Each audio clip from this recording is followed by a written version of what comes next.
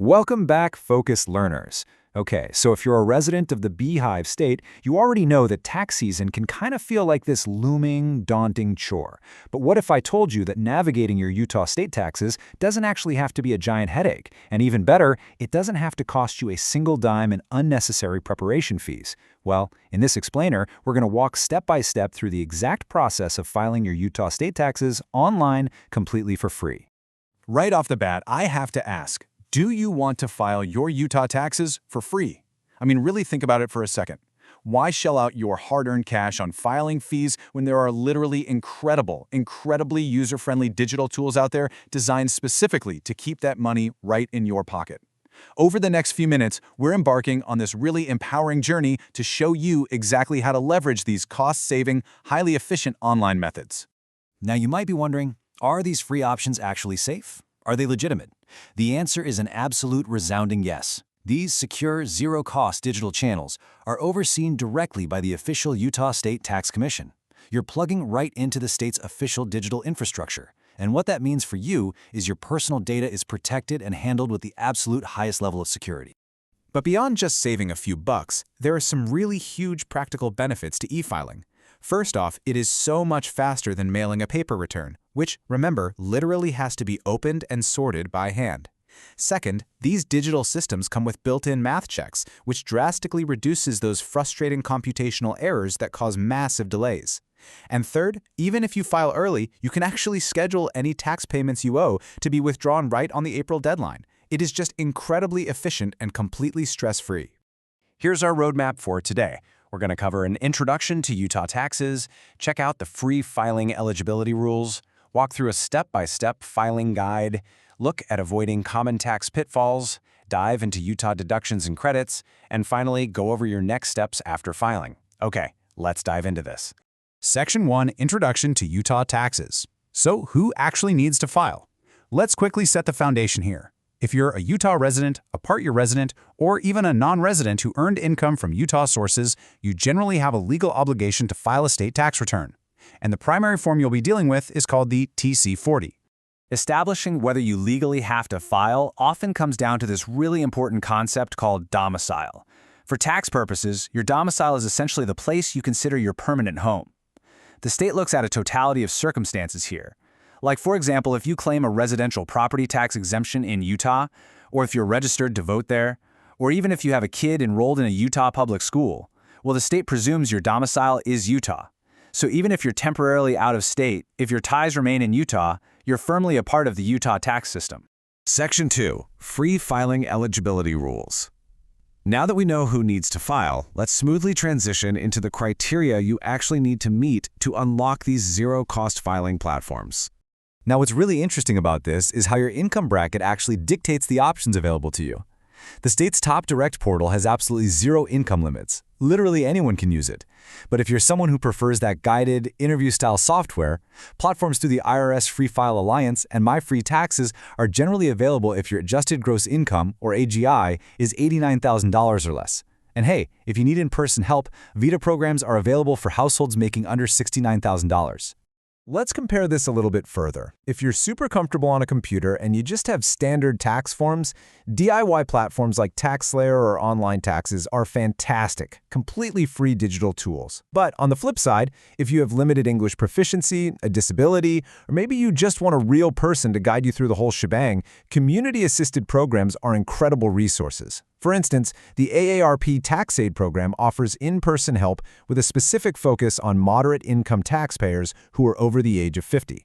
Section 3. Step-by-step filing guide. All right, we've got the theory down. Now let's shift to practice. I'm going to walk you through exactly how you actually get this done step by step. Before you even sit down at your computer, you absolutely need this crucial paperwork checklist ready to go. You're going to need your W-2s, 1099s, and all your personal identification details. But listen, here is the golden rule, the most important rule of Utah state taxes. You absolutely must complete your federal Form 1040 first. No exceptions. You cannot accurately complete your Utah return without the final locked-in numbers from your federal return. Let's see how this builds when looking at the state's own direct portal, the Taxpayer Access Point, or TAP. If you just want to bypass third-party software altogether, You simply go to the TAP website, create a secure profile, log in, and literally just start inputting the data straight from your completed federal return. It's direct, it's secure, and the best part? It bypasses any commercial software fees completely. Naturally, when you get to the very end of your return, you're going to want your refund as fast as humanly possible, right? Direct deposit is the way to go. You'll need to locate the routing and account numbers on a check. Just remember to enter an X to specify if it's a checking or savings account. And please definitely double-check those numbers. A single typo here means your refund is either going into a total stranger's bank account or getting severely delayed in the mail. Section 4. Avoiding common tax pitfalls. Okay, let's lower the tone just a bit here, because we really need to talk about the traps. Every single year, taxpayers make the exact same mistakes, which severely delays their refunds. Let's make absolutely sure you aren't one of them. Please take this warning seriously. Don't forget your attachments. If you claim Utah withholding tax credits, you absolutely must attach Schedule TC40W. If you have income additions or subtractions, you have to attach Schedule TC40A. Failing to attach these mandatory schedules is a massive error. It literally halts the processing of your return entirely until the state manages to track you down for the missing paperwork. Beyond missing attachments, you need to be hyper-aware of these mechanical errors on the TC40 form. People so frequently double count or miscategorize their dependents on lines 2A through 2D. There are also incredibly common simple arithmetic errors when calculating the taxpayer tax credit. And, surprisingly, a ton of people confuse their additions and subtractions on Schedule TC40A, which can accidentally increase your tax liability when you are actually trying to lower it. Ouch. So the crucial point is this. When you're starting your Utah return on line 4, you must transfer your exact federal adjusted gross income. Do not use your federal taxable income. If you put the wrong starting number here, you are basically sabotaging all the subsequent calculations on your state return from the very first step. Section 5. Utah Deductions and Credits. All right, let's elevate the energy again because we are pivoting to the absolute best part of taxes, utilizing credits and deductions to keep more of your hard-earned money. Remember that federal adjusted gross income we were just talking about? Well, that single number essentially acts as the magical gateway for maximizing your state deductions. Your AGI dictates exactly what Utah state credits you are eligible for and at what specific phase-out levels. And this brilliantly illustrates how just being informed about these credits directly saves you cash. You definitely want to rigorously check your eligibility for the taxpayer tax credit. If you've adopted a child with special needs, there is a refundable credit up to $1,000 per return. There are also these great state-specific credits for residential renewable energy systems and clean fuel vehicles. Basically, do your homework here, because these credits directly, dollar for dollar, reduce the tax you owe. Section 6. Next steps after filing.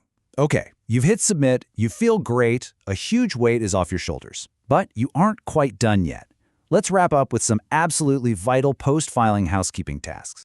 Your post-filing chronological journey looks a bit like this. First, ensure you get a solid confirmation that the return was successfully submitted electronically. Next, you can actually use the state's TAP system to check the real-time processing status of your refund. And finally, you absolutely must save copies of your return, your W-2s, your 1099s, and all supporting receipts for at least 3 years, just in case the state asks to verify your entries down the line. Before we officially conclude, I must note, this explainer is for informational purposes only and should not be considered as tax advice. For specific concerns, please consult a tax professional or the official Utah State Tax Commission. All right, you now have the exact blueprint to file efficiently, safely, and entirely for free. The real question is, what will you do with all that hard-earned money you get to keep in your pocket this year? Thanks so much for joining us, and happy filing!